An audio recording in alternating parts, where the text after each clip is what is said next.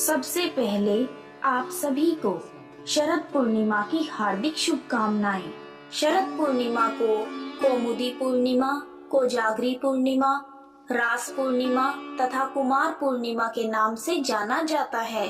शरद पूर्णिमा के दिन 5 देवताओं की पूजा की जाती है, जिसमें धन की देवी लक्ष्मी, चंद्रदेव, कुबेर, भगवान शिव और श्री कृष्ण भगवान शामिल हैं।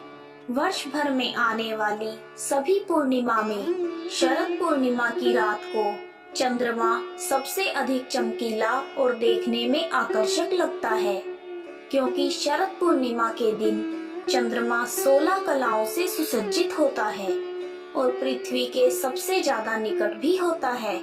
आइए शुरू करते हैं शरद पूर्णिमा की कथा। प्राचीन समय में एक नगर में एक साहूकार रहता था। उसकी 2 बेटियां थीं। दोनों बेटियां पूर्णिमा का व्रत रखती थी। बड़ी बेटी हमेशा पूरी निष्ठा के साथ पूर्णिमा के व्रत का पालन करती थी, परंतु छोटी बेटी व्रत को पूरा ही नहीं करती थी। वह हमेशा आधा अधूरा ही व्रत करती थी।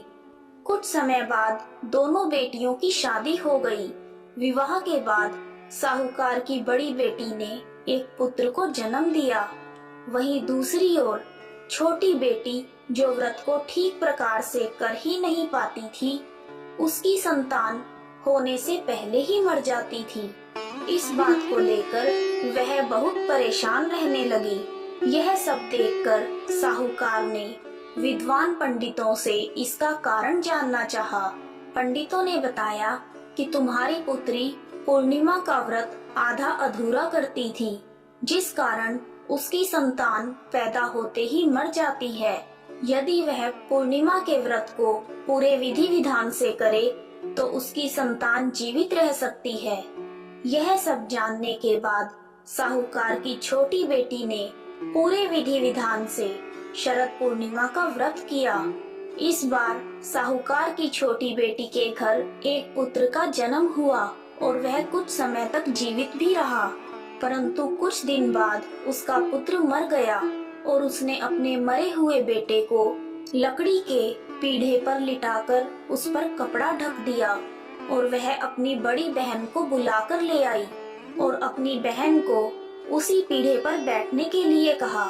जैसे ही उसकी बड़ी बहन उस पीढ़े पर बैठने लगी, उसकी साड़ी बच्चे को छू गई और उसकी बड़ी बहन की साड़ी के छूते ही उसका बच्चा रोने लगा। यह देखकर बड़ी बहन को आश्चर्य हुआ और उसने अपनी छोटी बहन से कहा, तुम अपनी संतान के मरने का दोष मेरे ऊपर लगाना चाहती हो?